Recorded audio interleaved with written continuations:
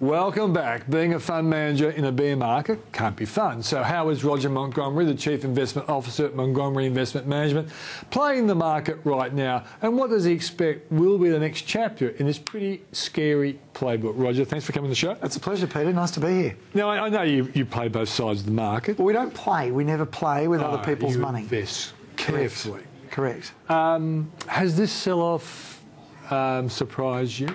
No. No, we've had a lot of cash. I'm sure David Buckland, when he's been on the program here in my stead, has said that. We couldn't find a lot of value last year, and it was quite a boring series of programs with me appearing saying there's not a lot of value around. Yep.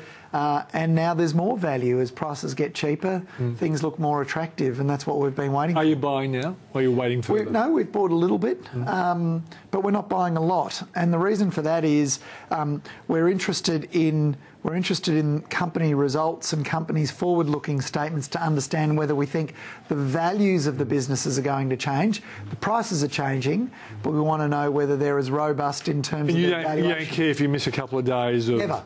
People beating into the punch? Wouldn't matter if we missed a couple of months. That wouldn't matter. Are there companies that you're... Hang on, before I get to the companies, stories, what are you expecting to see? At the moment, it's oil, it's bank, it's negative interest rates, it's China, it's Fed US interest rates. It's very simple. Yeah. I can summarise it this way. There's a tension between two countries, the United States, and this is from an investor's perspective, and it's all related to interest rates, which of course act like gravity on asset values, and the higher interest rates go, the stronger the gravitational pull on assets down. Okay, so we understand. They haven't gone too high yet, have they? No, but that's what we understand. Okay. And remember this, interest rates that affect asset prices or influence enthusiasm for assets can move out of cycle. So we don't need the Fed to increase interest rates. We don't need the RBA to increase interest rates to see, for example, interest rates on mortgages go up, which is going to affect demand for property.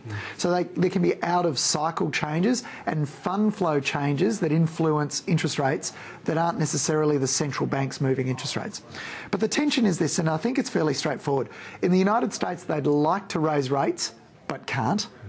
And in China, they probably should cut rates, would probably want to cut rates, but shouldn't.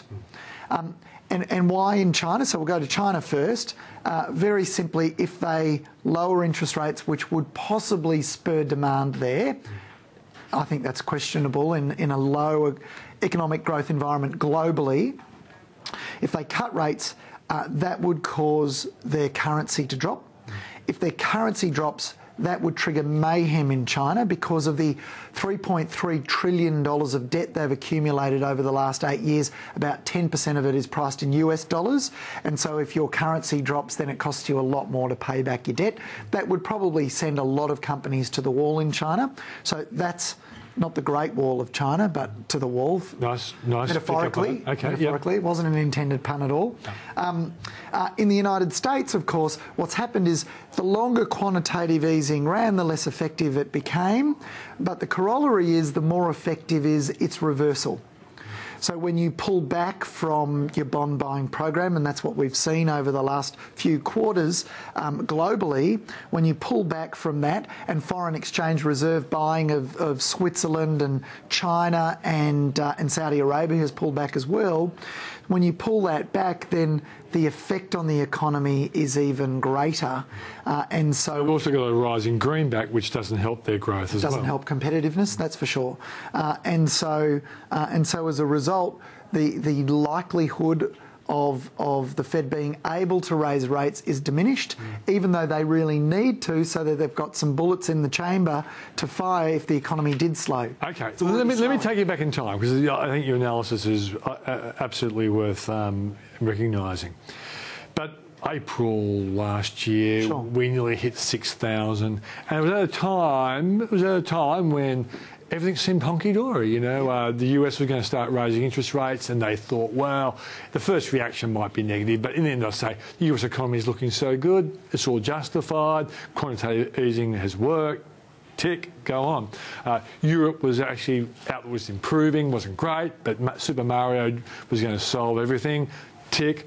So why? Hang on, China was going to grow at 7%, but it's still growing at 6.9%. But everyone doesn't now. They don't trust the number. They trust them at 10%, or did they? I don't know. But the thing is, we didn't. But the point I'm trying to say is, in the middle of the year, everything was looking fantastic, and since then, no, things don't look fantastic, and that's why the market's come down. Well, I'm not sure. We don't invest in the index. The index is dominated by... No, but the index is driven by the value of individual companies. But it's... Okay, so it's driven by... And those companies benefit by growth, even though you say there's no close link. Hang on a sec. But at 6,000... The index, at any price, the index is dominated by Telstra, BHP, Rio, the four banks, Woolies and Wesfarmers. Yeah. That makes up more than 44% of the market. All of those companies were under competitive pressure, or their growth outlook was diminishing, not increasing, and everyone was chasing them for their yield. Now, I've been banging on about this for a long time, that it isn't yield that you should be focusing on, but growing income. None of those companies had the prospects of growing income. In the case of Telstra, they haven't grown their income, they haven't grown their profits for 15 years. In the case of BHP, we've been harping on about it for 5 years now, that BHP and Rio were going to be in a lot of trouble, and here they are in a lot of trouble. In the case of Woolies, under pressure from Aldi. So and the banks, of course, their credit growth was going to slow after the... Yeah, they weren't helped by David Murray and the... Exactly, and we knew all that, and we wrote about it extensively, we talked about it here on the program. So our view was different to everyone else's view. We held a lot of cash, and despite that, by investing in good businesses, the market was up 2.8%, we did 20. But I'm not even disputing your perception, your perceptivity, such a word exists. But what I'm trying to say is that at 6,000, the positive views were excessive. No, I thought, I thought they were overpriced because of the yield. But leave Roger Montgomery out of it, because you're not the only person driving the market, right? I'm not driving the market at all. We're taking advantage of it. Okay. So the market was too optimistic then. Sure. But is the market too negative now? That's an objective question. Take off Roger Montgomery as a fund manager. Use Roger Montgomery as a person who's highly trained in finances, they know markets. Do you suspect that there's a bit of excessive negativity now? Not yet. No, we haven't seen excessive negativity yet. Those extreme periods are really obvious to everyone, and anyone like us who's got plenty of experience in markets. It's really obvious when the market's gone too far. I don't think it's gone too far. I don't think it's an overreaction. I think it's a reassessment and a reappraisal of the earnings growth of companies, which for many of the large companies that dominated the index wasn't supporting share prices previously. Well, let's go to, because the economic analysis of a key economy is pretty important to a lot of important companies. Yeah, I agree, but remember we had this conversation I know. There's also no correlation between economic growth and stock market performance over a year. Yeah, but there are key companies that are inextricably connected to the growth of economies. And that's why we look at the unemployment numbers, for example, in the USA. Now, we're getting mixed messages on the US economy. Manufacturing is not doing as well, but a high dollar will do that. But you look at the last jobs report, we saw wages going up, the participation rate going up, hours worked going up, and sure, the number was 150,000 jobs rather than 190. But if you go over 12 months, you're getting 212,000 jobs created every month. That sounds like a pretty good economy. It doesn't sound like an economy heading towards recession. What do you say to that? Can I make a humble attempt at simplifying the picture? Yeah, of course. So in periods where profit margins are increasing, and I'm talking over a decade or 2 decades, in periods where profit margins are increasing and interest rates are declining, you get great returns out of stock markets. Okay? Yep. That's the period from about 1981 to about 2000, or 1998, 2000. From then on, when interest rates have stabilised, admittedly at a relatively low level, and corporate profit margins are under pressure, what you find is you find stock market returns are fairly mediocre on an annual basis. And in fact, we've seen interest rates for a long period, we've seen returns from the S&P 500 for a long period of time now average about 2.5% per annum. What do you think the picture's going to look like? We've got corporate profit margins at record highs. They tend to mean revert. We've got interest rates at record lows, and the risk premia up until January had been at risk at very, very compressed levels because people had jumped out of term deposits and into higher risk securities. And for yield. For yield. So what's happened now is that the prospective returns for the stock market, I think, are going to be kind of low. Now, you can guess at what's happening to interest rates, inflation, unemployment, China and all those things, but really, when we look forward, we're seeing interest rates that are either stable, at low levels admittedly, but stable, so not much more decline, and we're seeing corporate profit margins at historic highs that are likely to mean revert. Those two things alone suggest to us low returns from broad stock market indices. Now, that's not to say we can't make a lot of money in the stock market this year, next year and the year after, but what you have to focus on are companies that are trading cheaply but are going to be able to retain profits at profitable rates and grow their earnings. If you can do that, you'll do very well in any market. Now, interesting, you said that those key companies make up 44% of the market. Yeah, so that doesn't mean that 56% are not like them. Why can't they carry the index? Yeah, but okay, let's look at some of those other companies. CIMIC, which is the old Leighton's, Boral, Lend-Lease, AMP. A lot of the mid-caps, aren't they? National Australia Bank, which is in the 44%. But, you know, here are so-called blue chips. Their price today, their share price today, is lower than where it was either 7 years ago or 10 years ago or 15 years ago. So they're not really blue chips. What you want are the CSLs and the M2 telecommunications, those companies that have been able to retain profits, compounded at a high rate of return and grow their earnings and pay increasing dividends over time. You'll do well out of those. Okay.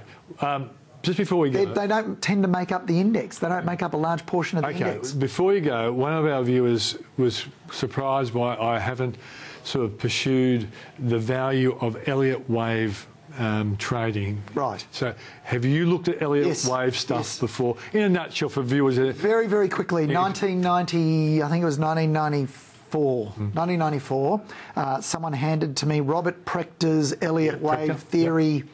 Yep. He said that the Dow Jones was at a fifth of the fifth of the fifth, which implied that it was the highest it was ever going to go. And I vaguely remember the commentary saying, you'll never see the Dow Jones as high as this again. And if you look back to 1994, I think it was at 500 or something, you know, and I threw it in the bin after that. Okay. Yeah. So there was the world champion... Yeah, Robert Prechter. Elliott Wave theorist making a major call, getting it completely wrong. I thought, well, if he's done a lifetime of study on this thing and he can't get it right, what chance have I got? So I just got rid of it. Okay, right. So I guess I'm going to have to get probably other people who've given it a... Yeah, you've got to give a balanced view, and there might be some successful people out there. But, you know, there are successful people throwing darts at dartboards, and, you know, they can have a year where they do really well in the stock market Roger, as well. do you... well, I guess I should... My viewers always ask me to ask this of you. Yeah, you mentioned some good names of companies like M2 and all that sort of stuff. Now taken over, of course. Yeah. What company do you think you're hoping to see positive outlook statements on, and you're waiting to hear it before you move on it? Well, we already own some of it, but we're looking for even more positive statements from recent announcements regarding joint ventures, but a company called Altium. And Altium